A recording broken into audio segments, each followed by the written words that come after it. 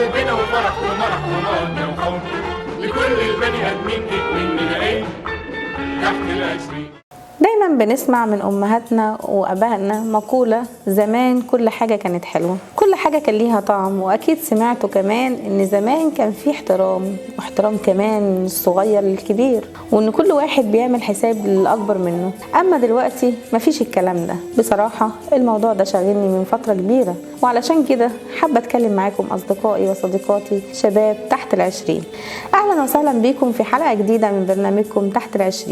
موضوعنا النهاردة عن زمان ودلوقتي. اكيد انتوا طبعا بما انكم ما كملتوش ال20 فطبعا زمان دي كلمة بعيدة عليكم قوي. علشان كده هقول لكم على اللي كان بيحصل زمان ومش بيحصل دلوقتي، وهقول لكم ايه اللي بيحصل دلوقتي ما كانش بيحصل زمان.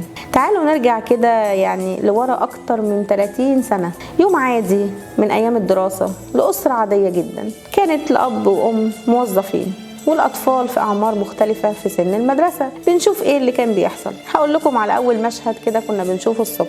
الأسرة كانت بتصحى الصبح الساعة 6 صباحا، وممكن لو هم أسرة نشيطة شوية ممكن يصحوا بدري كده على صلاة الفجر، نسمع صوت قرآن ونصلي الصبح بصوت القرآن الجميل اللي احنا متعودين عليه. وبعدها بنسمع الست أم كلثوم وهي طالع من كل البيوت وهي بتغني وتقول، وشوف الأم وهي بتجهز الفطار والأب وهو بيجهز الشاي، وفي روح تعاون رهيبة بين الأب والأم وهم بيجهزوا الفطار لكل أفراد الأسرة. لازم يفطروا سوا وينزلوا كل واحد على شغله ومدرسة. المشهد ده للأسف مش موجود دلوقتي، لا بتلاقيه راديو مفتوح ولا تلفزيون ولا صحيان بدري أصلا. كل واحد يدوب ظابط المنبه بتاعه يعني بحيث يصحى يلبس وينزل على طول وكأنه إنسان آلي، وكل واحد بقى يصحى بميعاد لوحده وياكل سندوتش سريع او حتى يقول لك انا هفطر بره. الدفء الاسري واللمه للاسف ما بقتش موجوده. تعالوا بقى نشوف مشهد تاني وهو الالتزام بالمواعيد. زمان كان احترام الميعاد ده شيء اساسي قوي، يعني ميعاد المدرسه زمان كان شيء مقدس، كان لازم الطلاب كلها بتروح قبل ميعاد المدرسه بنص ساعه او ربع ساعه قبل الطابور. كان الطابور له احترامه ليه قدسيته. دلوقتي المشهد في المدارس مختلف قوي، بقى الطابور المدرسي يعني تلاقي الطلبة بعد الطابور ما يبدأوا يجوا المدرسة واحد ورا التاني. وانا متأكدة ان اكيد الطلاب مش هم لوحدهم اللي غلطانين، انما الدراسة نفسها كان فيها فرق كبير قوي بين زمان ودلوقتي. زمان كان الطلاب بيحبوا قوي المدرسة علشان كان فيها انشطة كتيرة وكان فيها مسابقات كانت بتجمع الطلاب على الحضور وبتشجعهم وتخليهم دايما عندهم حماس ان احنا كل يوم نصحى الصبح نروح المدرسة. لكن دلوقتي ان الحاجات دي فعلا ما بقتش موجودة، فالطبيعي ان الاولاد فعلا يكرهوا المدرسة. تعالوا بقى نتكلم عن نقطة جديدة وهي في نظري أهم نقطة في الحلقة، هي الاحترام. زمان كده تحس إن كل الشباب كان لازم يحترموا الكبير، واللي كان يقول كلمة مش في مكانها يتقال عليه مش كويس على طول ومش محترم، حتى أصحابه بيبدأوا يبعدوا عنه. كنت بشوف الاحترام زمان في صور كتيرة قوي. احترام الأب والأم. زمان ما كنتش تقدر تقعد لما باباك يكون داخل البيت وراجع لسه من الشغل، كان لازم زمان الولد او البنت يقوموا يقفوا لو دخل الاب البيت احتراما ليه، وكمان كان ممكن يروحوا يستقبلوه من على الباب ويشيلوا منه اي حاجه او اي حاجه جاي شايلها. المشهد ده دلوقتي اقول لكم ازاي، وانا حزينه قوي ان انا اللي بقوله ده. الاب بيدخل البيت الولد او البنت ماسكين في ايديهم الموبايل او التابلت، ممكن يعني يردوا السلام وممكن لا، ما بيكلفوش نفسهم حتى يرفعوا راسهم من على الموبايل او التابلت ويبصوا في وش باباهم وهو راجع من الشغل بابتسامه حتى. للاسف كمان ممكن توصل بيهم الحال ان الاب بعد ما يلقي السلام ان محدش يرد عليه بسبب سرحانهم في الموبايل. يا ريت نحاول ناخد بالنا من الحاجات دي لانها فعلا بتحزن الاب بجد. طبعا احترام الاب والام يعني بيشمل اداب الاحترام المناقشه والرد عليهم، وازاي تقدر توصل فكرتك من غير ما تتعصب عليهم او انك تعلي صوتك او تتكلم باسلوب مش محترم او مش كويس معاهم. زمان كان النقاش بين الاب وابنه او بين الام وبنتها كان ليه مقدمات كتير واداب وكلام بصوت واطي واسلوب محترم، علشان كده الحوار كان دايما بينتهي نهايه كويسه. يعني النقاش كده علشان تطلب حاجه من باباك او تطلبي حاجه من مامتك يعني بينتهي باسلوب كويس ان الاب والام هيوافقوا اكيد على طلباتهم.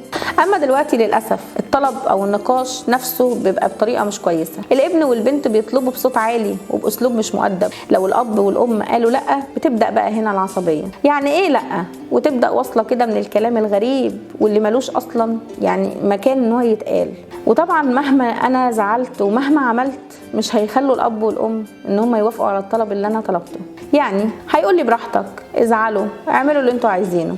نقطه تانية تخص موضوع الاحترام، وهي احترام المدرسين. كان زمان لما الطالب يمشي في الشارع ويلاقي مدرسه ماشي يحط وشه في الارض احتراما واجلالا للمدرس. دلوقتي الطالب يروح يقعد جنب المدرس عادي كده ويقول له ازيك يا باشا ويتعمد يهزر معاه عادي جدا. والحقيقه زي ما غلطه الطلبه فهي كمان غلطه المدرسين، لان المدرس دلوقتي ما بقاش زي زمان.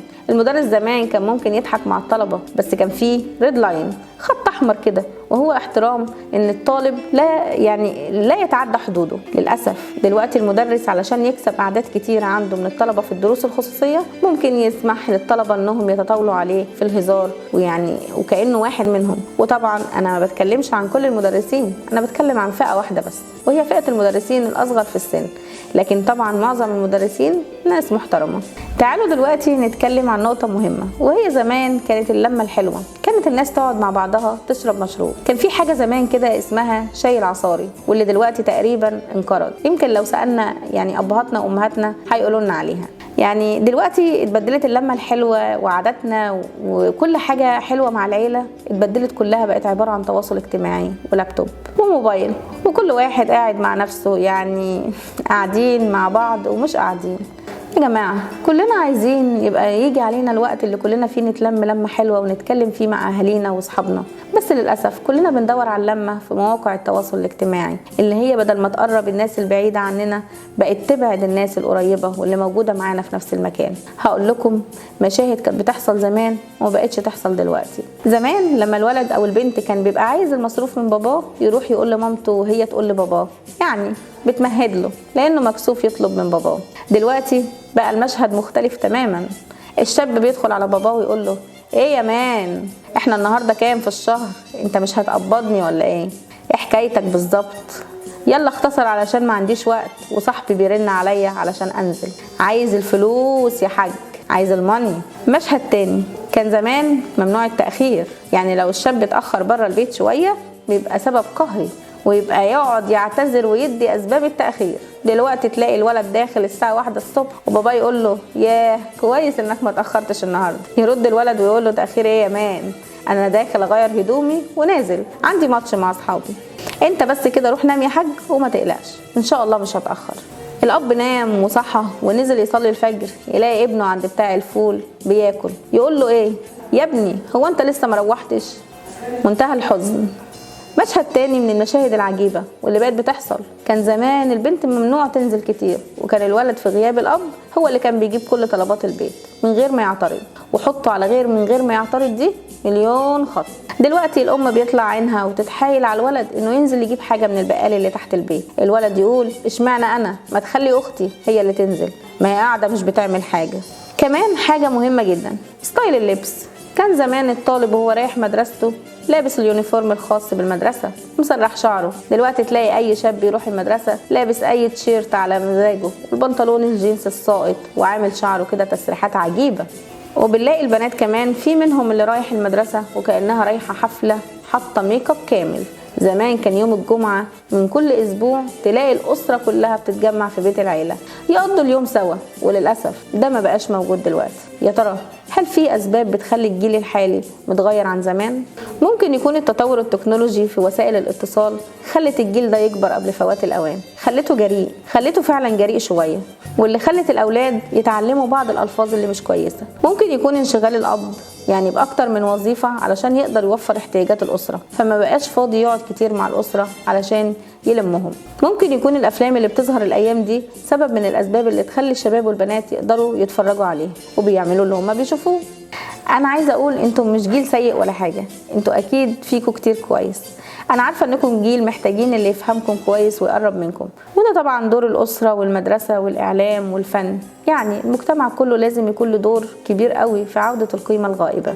يا ريت كل واحد منكم يحاول يبدا بنفسه ويشوف مين الافضل زمان ولا دلوقتي. في نهايه حلقتنا يعني يا رب اتمنى تكون ان هي عجبتكم أصدقائي وصديقاتي تحت 20. أشوفكم على خير في حلقة جديدة. باي باي.